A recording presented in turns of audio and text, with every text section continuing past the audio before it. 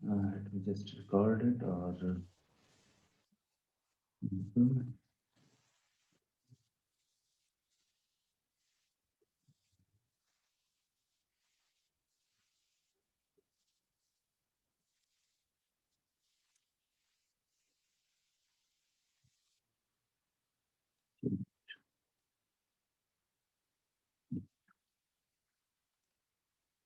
पूछ लेते हैं।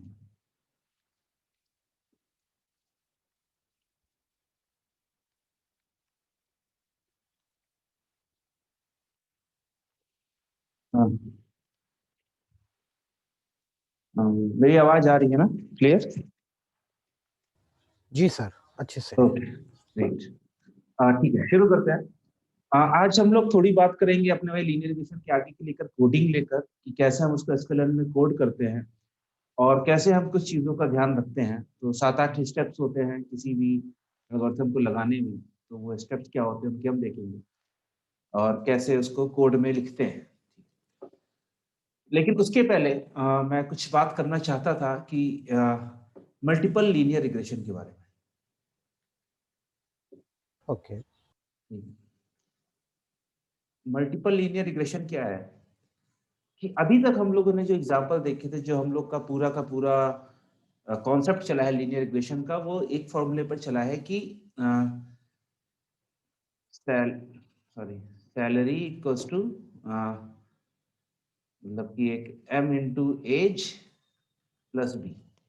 ये मेरा लाइन का स्लोप हो गया था और ये मेरा उसका इंटरसेप्ट हो गया था।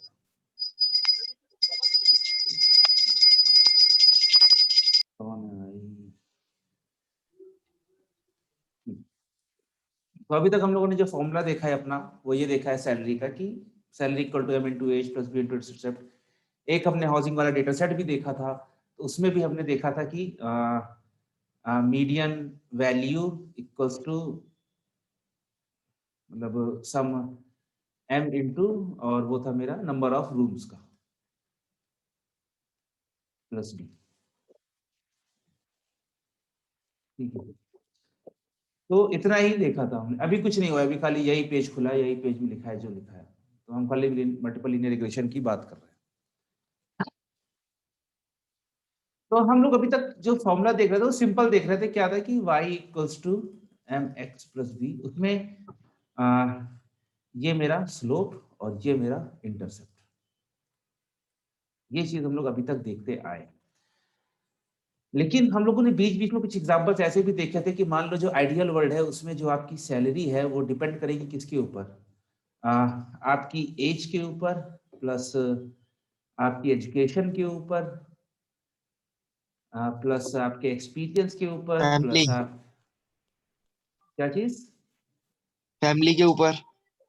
हाँ मैं आ रहा हूँ, फैमिली के ऊपर। ठीक है, और ऐसे ही बहुत सारी चीजें हो सकती हैं।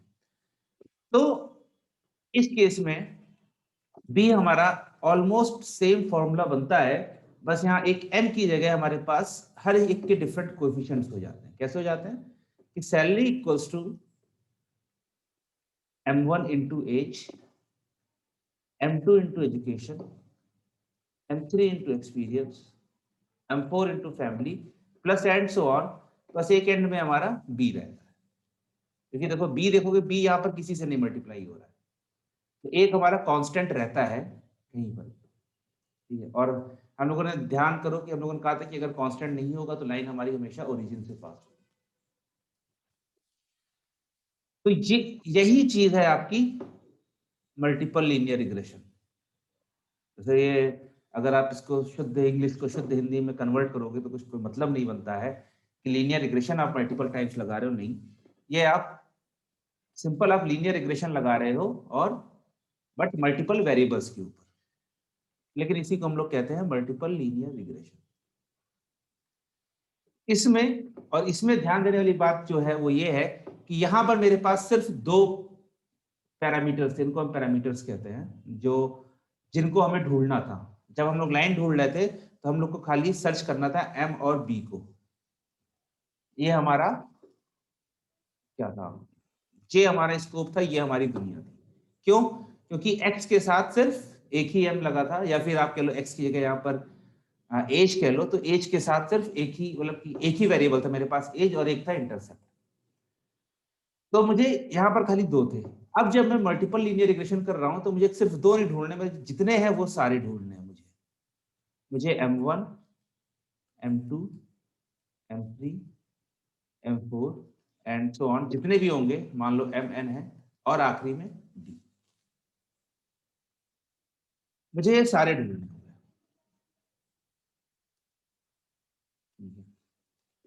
ये चीज समझ में आई? मतलब ये कैसे रिलेशन कर रहे हैं हम लोग एक सिंगल वेरिएबल से और मल्टीपल वेरिएबल से। हाँ, मल्टीपल फैक्टर्स है तो इसलिए मल्टीपल हाँ, वो लेने पड़ रहे हैं हाँ, वेरिएबल्स। ठीक है। कॉन्सेप्ट इसमें सेम चलेगा जो हम लोग अब तक डिस्कस करने हैं। याद करो, हम लोगों ने एक एडवर्टीजमेंट, मतलब सेल्स वाला इक्वेशन बनाई थी कि sales equal to something into radio plus something into TV plus something into newspaper.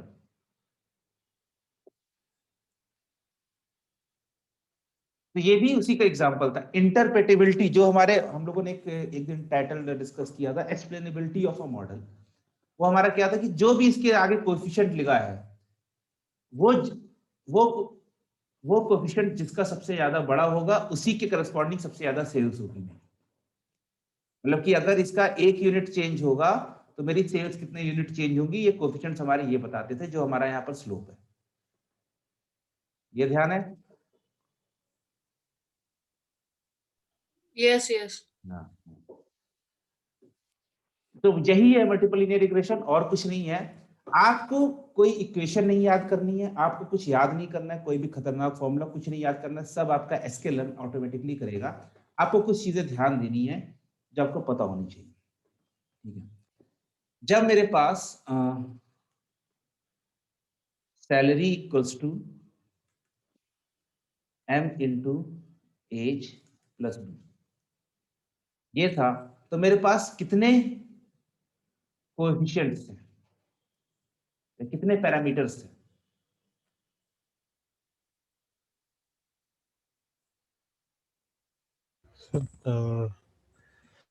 दो पैरामीटर्स थे। दो पैरामीटर्स मेरे पास, कौन से? m और b। ठीक है? मान लो कि मेरे पास सैलरी हो जाती M1 into as plus M2 into education plus B, तब मेरे पास कितने पैरामीटर होते हैं?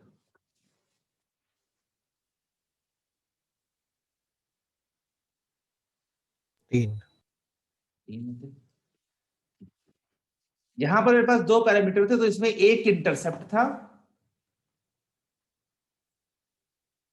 और ये जो हमारे जिन फैक्टर्स के ऊपर डिपेंड करता है, इनके साथ जो जुड़ा होता है, इनको हम लोग कहते हैं कोएफिशिएंट। तो यहां पर कितने कोएफिशिएंट थे?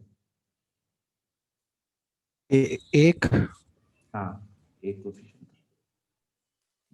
यहां पर मेरे पास कितने इंटरसेप्ट और कितने कोएफिशिएंट है? दो कोफिशिएंट है। और कितने इंटरसेप्ट है? एक ही है इंटरसेप्ट। एक ही इंटरसेप्ट है।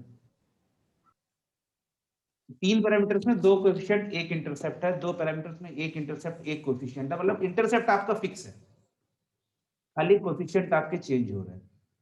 तो यहां पर अगर मेरे पास कुछ होता है y equals to m1 x1 plus m2 x2 plus and so on mn xn plus b, यहां पर मेरे पास कितने पैरामीटर्स हैं?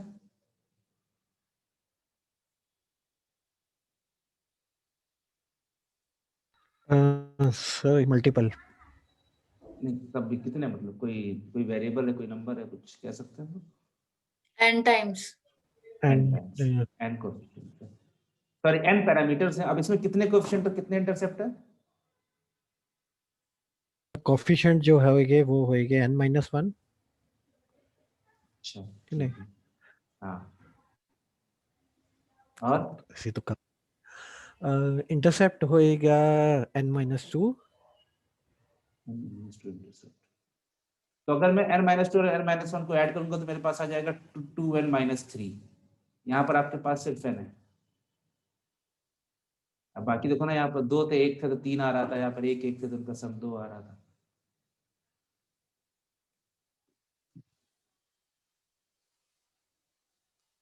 अच्छा चलो, ऐसे मत देखो, ऐसे सोचो, m कहाँ से शुरू हो रहा है? 1 से शुरू हो रहा है और कहाँ तक जा रहा है? n n तक। तो ये टोटल कितने हो गए? n अगर मान लो n 5 तक जाता तो ये कितने हो जाते हैं? 5 5। तो n तक गया है तो कितने हो गए? आप n बोल सकते हो। n तक गया तो ये कितने हो गए? n हो गए ना, कि नहीं हुए? हाँ सर, एनी होंगे। हाँ तो कोई बोल क्यों नहीं रहा है? नहीं समझ में आ रहा। सर सर मेरा ना वो माइक में तो n मैं बोल ही n मेरे ना माइक में थोड़ा मैंने इशू। मेरे को सर नहीं समझ आ रहा, मैं बता नहीं रहा हूँ ठीक से। तो ये टोटल हो गए नहीं नहीं n। सर, ठीक है, और ये क्या है? b क्या है? ये सर इंटरसेप्ट है। b तो इंटरसेप्ट है, एक ही है। तो टोटल कोफिशिएंट हो गए n और इंटरसेप्ट हो गया 1, तो टोटल कितने हो गए? n+1 n+1। इसमें आपके पास एक इंटरसेप्ट है और n कोफिशिएंट है। तो मैं कहना क्या चाह रहा हूं? मैं कहना चाह रहा हूं कि आपके पास जितने भी इंडिपेंडेंट वेरिएबल्स होंगे, मतलब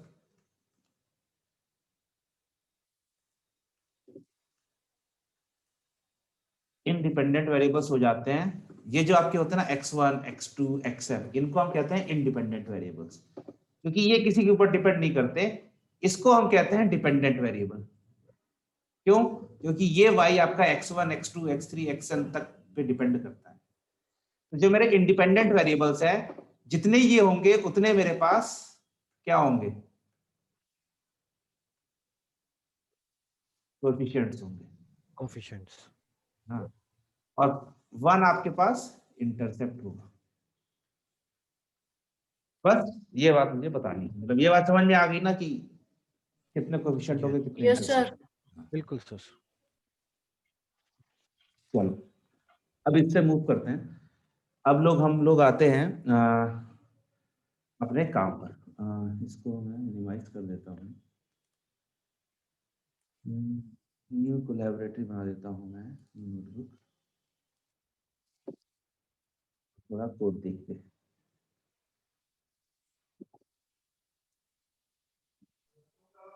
सर जो लीनियर रिग्रेशन किया था ना अपन ने, हाँ आपका कोड करवाया था आपने, हाँ उसका जो लास्ट वाला है ना, हाँ, वो समझ नहीं आया। बस आपने कहा था बाद में कराऊंगा। हाँ, वो आज वही हो रहा है, आज ओके वही चीज हो रही है। तो किसी भी उसमें मतलब कि आप मशीन लर्निंग करना शुरू करेंगे तो बहुत सारे स्टेप्स होते हैं। तो उन्हीं सारे स्टेप्स की हम बात करेंगे कि sklearn का यूज करके हम कैसे कर सकते हैं। हम लोगों ने थोड़ी सी बात करी थी कि हर एल्गोरिथम में, हर sklearn के क्लास में एक डॉट फिट और एक डॉट प्रिडिक्ट मेथड होता है, और बेसिकली आपको पहले उसे इंपोर्ट करना होता है, उसके बाद उसको फिट करना पड़ता है और फिर प्रिडिक्ट करते हैं हम। तो वही प्रोसेस है, बट उसके पहले भी हमें कुछ काम करना पड़ता है। सबसे पहले काम करना होता है आपको लोड करना पड़ता है डेटा सेट। ठीक है, तो ये डेटा सेट आपका कहीं से भी आ सकता है। ये कोई CSV फाइल भी हो सकती है, ये आपका डेटाबेस भी हो सकता है, ये आपका वेब से API के थ्रू भी आ सकता है, या फिर कोई और फाइल्स भी हो सकती है। ठीक है, कुछ भी हो सकता है, सेल्फ मतलब भी ये तो क्या चीज? सेल्फ भी तो बना सकते हैं ना, सेल्फ? खुद से। हाँ, हाँ, खुद सेल्फ से भी बना बनाते हैं सकते ना। हैं, मतलब कि आप सेल्फ कहीं से, मतलब मैं कह रहा हूँ कहीं से भी आ सकता है। मेन बात ये, मतलब जो मैं बता रहा सर हूँ खाली एक ये फिक्स नहीं है, डेटा कहीं से भी आ सकता है। सर आप डेटा बताओ। लाइसेंस क्या होता है? कुछ डेटा सेट ऐसे होते हैं जो आपको डायरेक्टली नहीं मिलते हैं, उसके लिए आपको अप्लाई करना पड़ता है।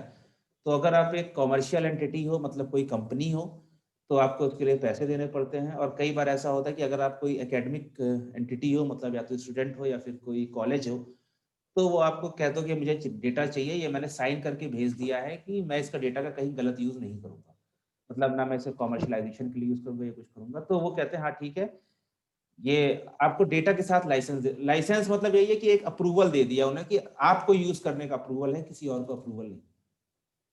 तो सर ये खरीदना हो या फिर ऐसे जैसे आप कह रहे हो कि R&D के लिए लेना हो तो हाँ, किसको रेफर करना होता है? मतलब मेरे जो को भी मतलब उस डेटा सेट के उसमें आपका वहां पर मतलब कि जो भी उन्होंने कॉन्टेक्ट ईमेल दे रखा होता है, जैसे ये ईईजी का डेटा सेट है, रुको एक मिनट।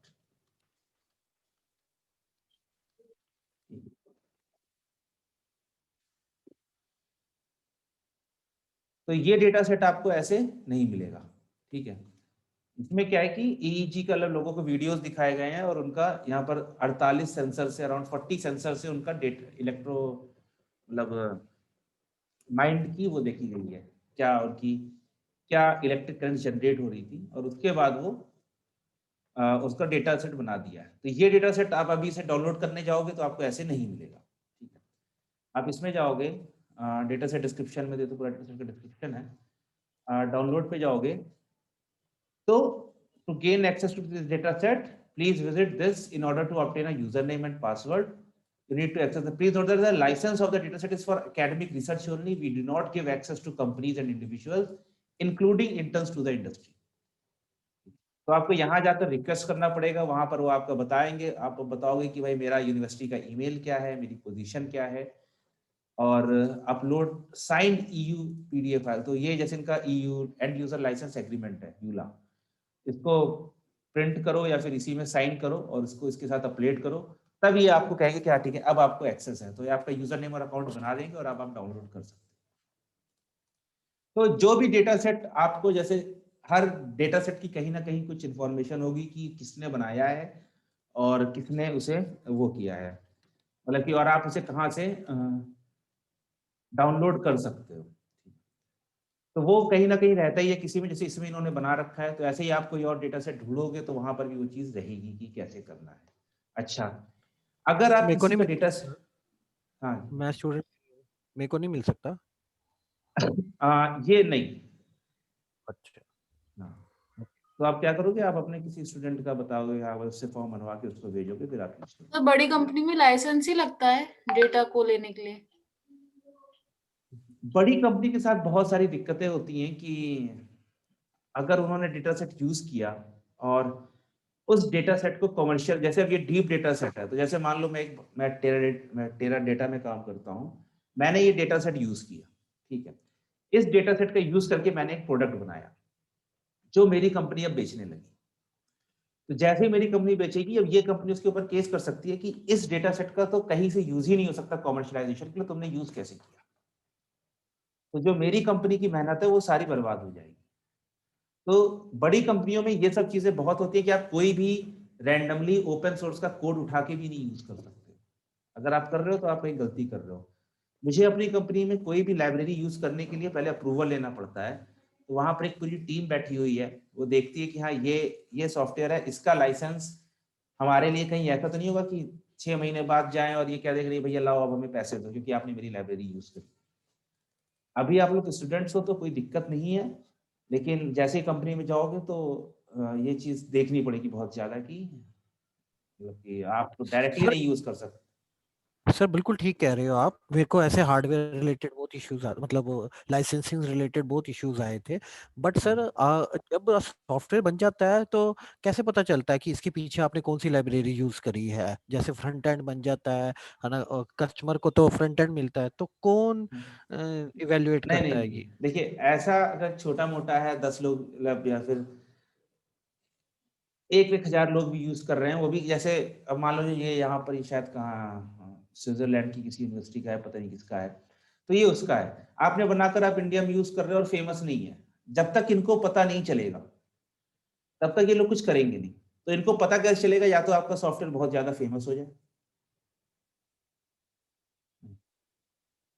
और हम्म, फेमस हो जाए, उसके बाद ये कहेंगे कि यार इसमें तो मेरा डेटा सेट यूज हुआ लगता है। तो जैसे होता क्या है कि एक कंपनी ने कैसे प्रूफ किया था कि ये जो कंपनी है, ये मेरा सॉफ्टवेयर इसने मेरा कॉपी करके यूज किया, एकदम एग्जैक्ट कॉपी है, खाली फ्रंट एंड बदल दिया। उसने कहा कि मैं जो जैसे मेरा जो सॉफ्टवेयर है उसके पर्टिकुलर बग्स है, ठीक है, कि अगर मैं 2+3 करूंगा तो मेरा सॉफ्टवेयर 7 देता है, और उसका सॉफ्टवेयर भी 7 दे रहा है।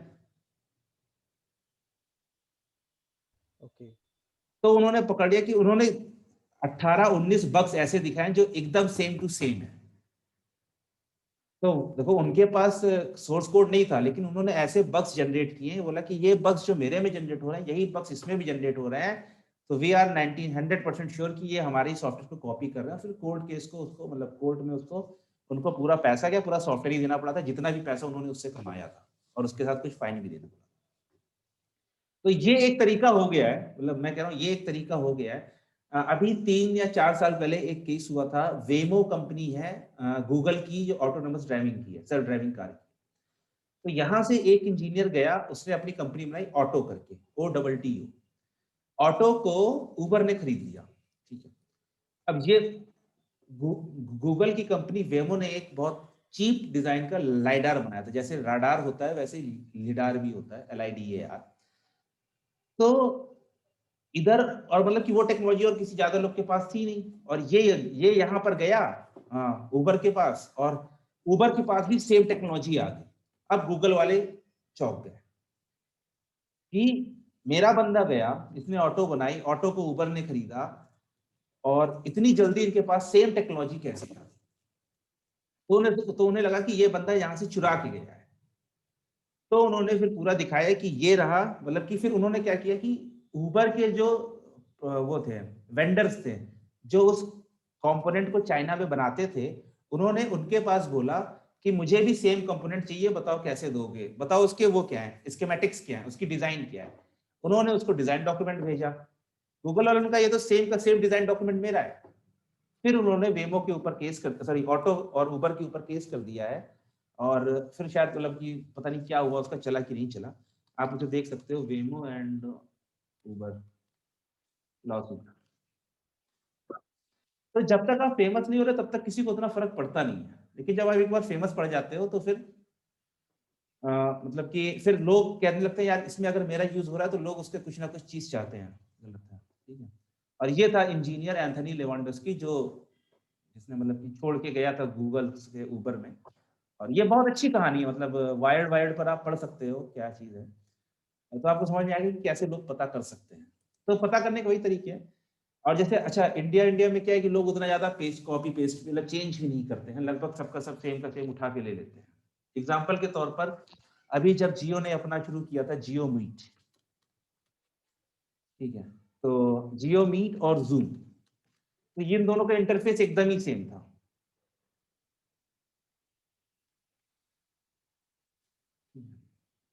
और हाँ सर, मतलब मैंने भी देखा है। हाँ, तो अब जैसे जियो बहुत बड़ी कंपनी, अगर कोई छोटी कंपनी होती जिसके 100-200 क्लाइंट होते, कोई कुछ नहीं पूछता। बट जियो है, जियो आ रहा है, लोग देख रहे हैं कि क्या कर रहा है, टक्कर, और इसको ऐसे प्रचार करते हैं ना, जूम को टक्कर देने आया, ये फ्री है, मतलब देखो। तो जब प्रचार करते हैं तो फिर लोग कहते हैं तो चोरी कर रहा है और क्या कर रहा है। तो अगर आपने जैसे कहीं पा लिया, आपने कोई छोटा सा सॉफ्टवेयर बना लिया, कोई छोटा सा मशीन लर्निंग का कर लिया, कोई दिक्कत नहीं है। हाँ, अगर आप कमर्शियल करें और इनके पास कहीं से पता चला, इनको कहीं से भी पता चला, तो फिर दिक्कत हो सकती सर मेरे को कुछ साइट्स के नाम बता दो जहाँ से डेटा सेट्स लिए जा सकते हैं। जैसे एक तो ये है ना, है। एक ये है, आप एक है साइट है data.world। इस पे कई और लोग क्या अपने डेटा सेट बना के डालते हैं। सर अभी तो इसके कैगल। में हाँ कैगल जा रहा था धीरे धीरे, तो एक data.world है, एक है kaggle.com। तो इस पे जो कंपटीशन आते हैं उनके डेटा सेट्स काफी अच्छे होते हैं। इस पे आपको डिफरेंट डिफरेंट चीजें मिल जाएंगी, ठीक है। एक है मेरे ख्याल से डेटा टाउ तो हट गया है। एक आता है एकेडमिक डेटा सेट्स फॉर,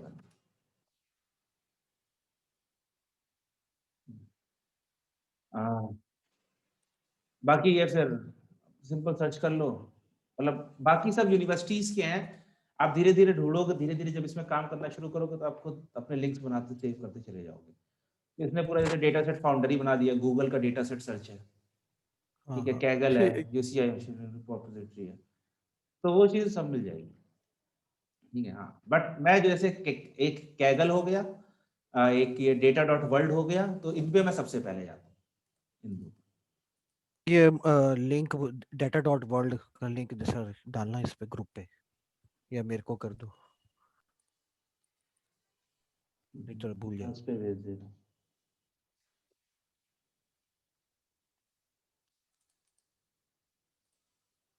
तो ये चीज, हाँ सर आपने इस पे चैट में भेजा है ना? हाँ हाँ। सर वो इसमें तो फिर ये मीटिंग खत्म होगी तो चले जाएगा, प्लीज उसमें भेज दीजिए और आप व्हाट्सएप इसे वाले में। अब सर मुझे व्हाट्सएप पे भी खोलना पड़ेगा फिर यार, सिंपल डेटा डॉट वर्ल्ड और कुछ नहीं। मैं भेज दूं व्हाट्सएप पे? हाँ हाँ भेज, मैंने ग्रुप पे डाल दिया। हाँ Thank you. सिंपल है, डेटा डॉट वर्ल्ड है और कुछ नहीं। ये था हमारा पहला काम कि डेटा सेट को लेकर आना, उसको डेटा सेट को लोड करना।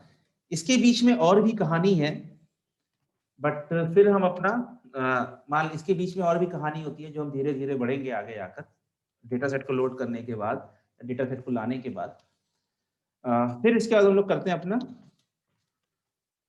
Import algorithm. तो जो भी हम करते हैं आज के लिए हम लोग करेंगे लीनियर रिग्रेशन।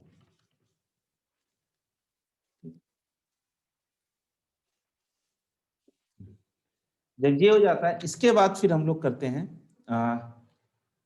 ट्रेनिंग या फिर फिटिंग द एल्गोरिथम। ये क्या है? ये वही काम है, ये इस दौरान आपकी लाइन ढूंढता है ये। मॉडल बनाना। हाँ, चौथा आपका आ जाता है फिर यूजिंग प्रिडिक्ट या प्रिडिक्शन या गेटिंग प्रिडिक्शन।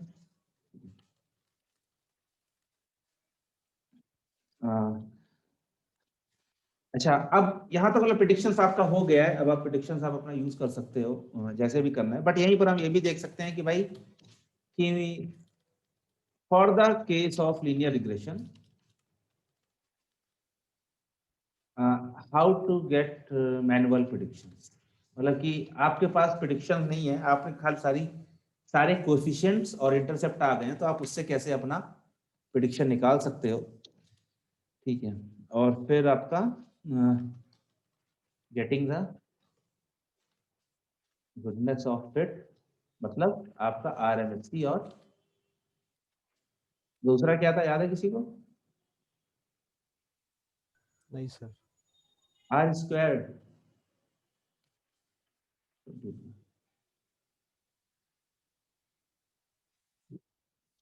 R2 था ना? जी हाँ जी यार। आर स्क्वायर था ना सर? तो वही तो मैं भी कह रहा हूँ। तो बेसिकली ये स्टेप्स होते हैं, इसके बीच में हमारे बहुत सारे और भी बहुत सारे स्टेप्स होते हैं। ये बहुत ही बेसिक 4 लेवल के ऊपर स्टेप्स है। तो चलो शुरू करते हैं। पहला काम क्या है? लोड डेटा सेट है। तो डेटा सेट आप कहीं से भी ला सकते हो। हम लोग SQL लर्न में ही इनबिल्ट होते हैं कई सारे डेटा सेट्स, उसको हम कैसे यूज कर सकते हैं? तो पहले आपको इंपोर्ट करना पड़ेगा, इंपोर्ट SQL लर्न, ठीक है। और ठीक है, अभी इंपोर्ट SQL लर्न और मैंने कर लिया। अब SQL लर्न के बहुत सारे फंक्शन है जिसमें ये अपने आप डेटा बना बनाया दे देते हैं, ठीक है। कनेक्ट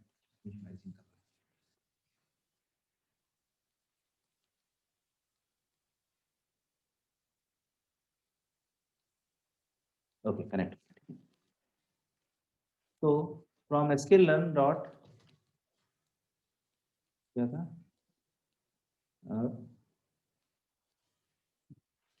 डेटा सेट्स इंपोर्ट, और इंपोर्ट करने के बाद फिर आप जब कंट्रोल स्पेस दबाओगे तो ये आपको लिस्ट दे देगा आपको कौन कौन से डेटा सेट चाहिए।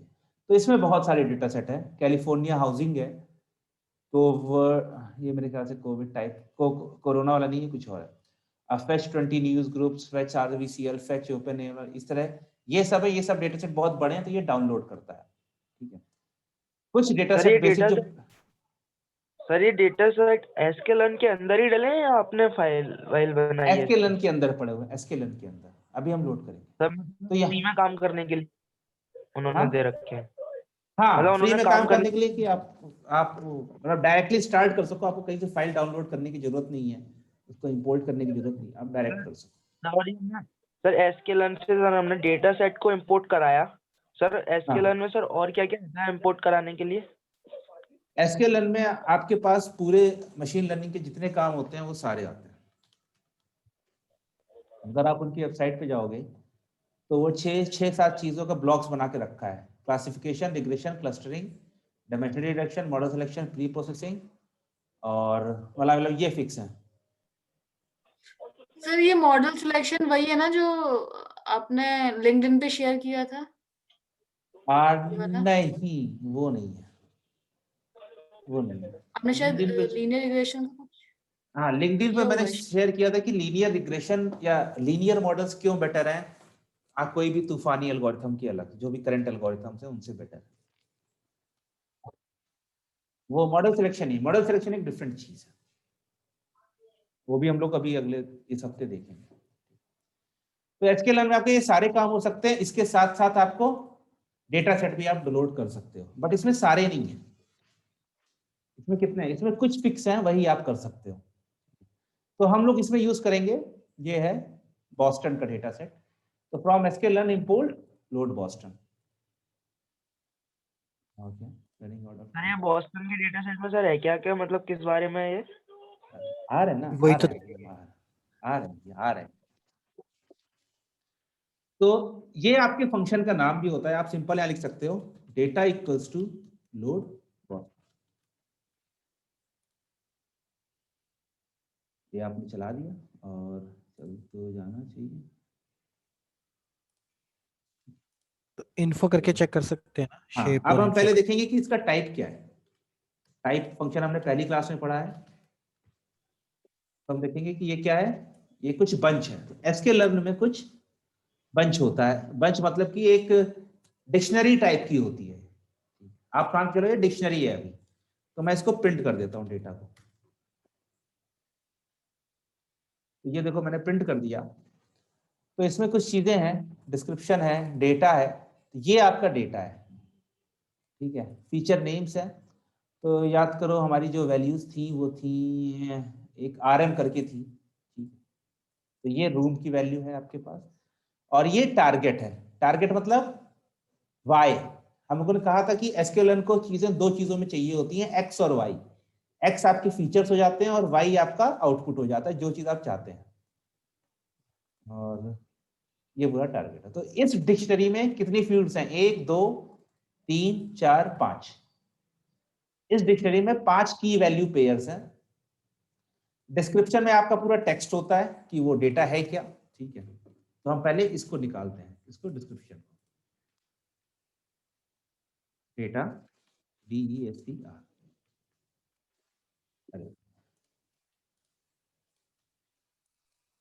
लास्ट टाइम सर आपने लोड आइदिस करके डेटा सेट लिया था ना, वही मुझे लगा। ध्यान नहीं आ रहा है,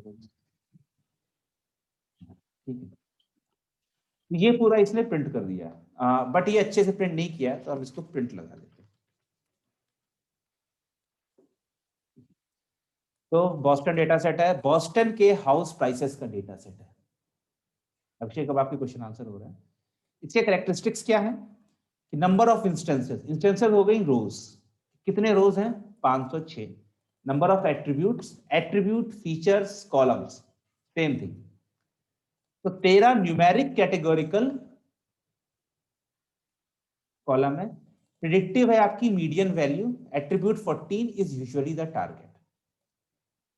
तो टोटल 14 है, 13 उसमें से आपके फीचर्स होंगे जिनसे आप सीखोगे, और 14वीं वैल्यू जो मीडियन वैल्यू है उसको आप वो प्रिडिक्ट करोगे। फिर जो कॉलम्स के नाम है, वो कॉलम्स के नाम ऐसे हैं: क्रीम, जेडन, इंडेक्स, बी, पीटी रेशियो, और हर चीज के बारे में कि इस कॉलम का मतलब क्या है। क्रीम क्या है? Per capita crime rate by town, मतलब कि जो भी टाउन दिया हुआ है उसमें पर पर्सन पर कितने परसेंटेज ऑफ वो टाउन है। Proportion of residential land, Indus है प्रोपोर्शन ऑफ इंडस्ट्रीज, मतलब ये फैक्ट्रीज है, नॉन रिटेल बिजनेस तो मतलब फैक्ट्रीज हो गई, इंडस्ट्रीज हो गई। चार्ल्स हो गया, चार्ल्स रिवर डमी वेरिएबल, ये इन्होंने अपना बनाया है। नाइट्रस ऑक्साइड का कंसंट्रेशन, तो ये सारी उस किसी भी टाउन की वैल्यूज है। और आपको प्रिडिक्ट क्या करना है, MEDV, median value of the owner occupied homes in thousands of dollars. मतलब अगर आपको किसी घर की ये सारी वैल्यूज दी जाए कि उस एरिया में मतलब कि क्रिमिनल रेट क्या है, उस एरिया में रेसिडेंशियल लैंड कितनी है, इंडस्ट्रियल लैंड कितनी है। अब जैसे इंडस्ट्रियल लैंड होगी तो उसकी वैल्यू उतनी ज्यादा नहीं होगी, मतलब इंडिया से उल्टा चलता है वहां पर कि लोग इंडस्ट्रियल एरिया में नहीं रहना चाहते, चाहते हैं यहाँ भी नहीं है लेकिन हम लोग रहते हैं कि ऑफिस के पास पड़ेगा। ठीक है, उस घर की एज कितनी है, उस घर से बॉस्टन एम्प्लॉयमेंट सेंटर्स तक कितनी डिस्टेंस है, तो ये सारी वैल्यूज हैं हमारे पास। ये सारे पैरामीटर्स है और लास्ट वैल्यू हमें प्रिडिक्ट करनी है तो भैया अगर मेरे पास ये सारा डेटा हो तो उस घर की कीमत कितनी होनी चाहिए। कोई भी मिसिंग एट्रीब्यूट नहीं है। कौन है इसका creator, Harrison D and Rubinfeld D है। तो ये डेटा सेट यहां से आया है, तो मैं इस लिंक पर भी जा सकता हूं। तो ये पूरा सेम डेटा सेट है, ML machine learning data sets housing का। ठीक है, this data set was taken from the static library which is maintained by Carnegie Mellon university. अभी ये उसको यूज कर मतलब मेंटेन कर रही है। ठीक है, और जब भी आपको मतलब कि, और ये डेटा सेट यहाँ से आया है, ये जब भी आप इसको अपने कोई रिसर्च पेपर लिखोगे और इसको यूज करोगे तो आपको ये लिंक देना पड़ेगा। ये हम लोग इसके बारे में बाद में बात करेंगे, अभी नहीं करते। ठीक है, और ये फिर बता दिया कि that address regression problems. Boston housing pausing data set has been used in many machine learning papers that address regression problems. तो ये काफी फेमस डेटा सेट है, मतलब हर कोई बोस्टन करता है। हम लोग इस पर एक बात और करेंगे कि ये डेटा सेट क्यों नहीं यूज करना चाहिए, बट वो अभी थोड़ी देर बात करते हैं। तो आपके क्वेश्चन आंसर हो गया कि ये डेटा सेट है क्या, ये करता क्या है। सर एक बार और बता दीजिए, DESCR क्या है, ये अपन ने क्या प्रिंट कराया है डेटा को।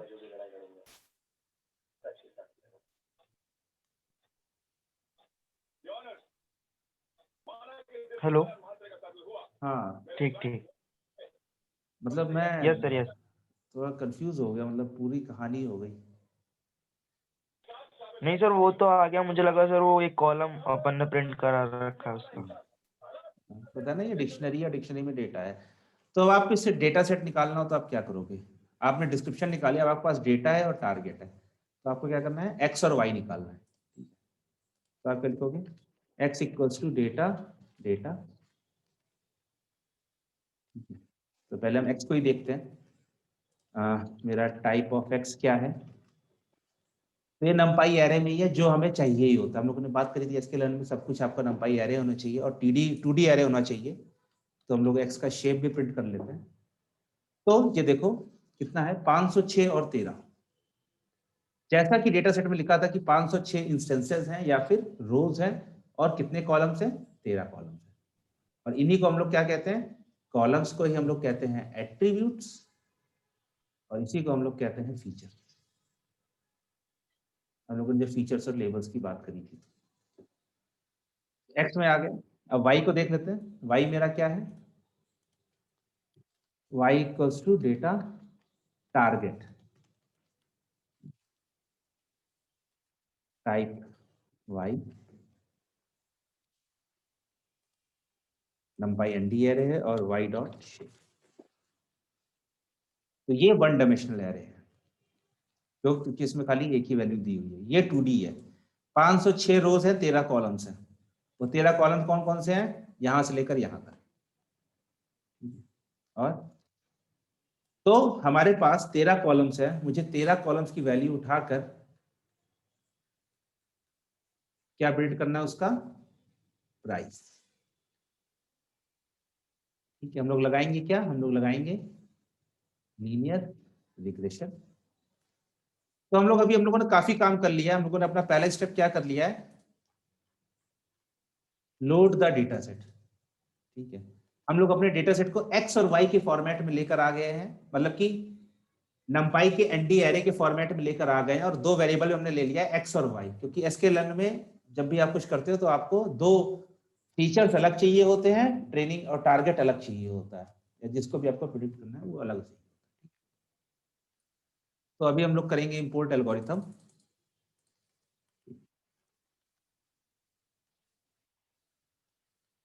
ये कैसे करेंगे क्वेश्चन, आपके पास बहुत सारी एल्गोरिथम्स होती हैं, बट जनरल तरीका ये होता है, जैसे लीनियर इक्वेशन आपका होता है sklearn dot linear model package. ठीक है, इसके अंदर आपकी एक क्लास होती है इंपोर्ट लीनियर इक्वेशन। ये आप गूगल पे सर्च कर सकते हैं कैसे भी कि sklearn लीनियर रिग्रेशन। जैसे ही आप सर्च करोगे जो भी पहला लिंक आएगा उसमें आप जाकर देख सकते हो कि इसको कैसे यूज करना है।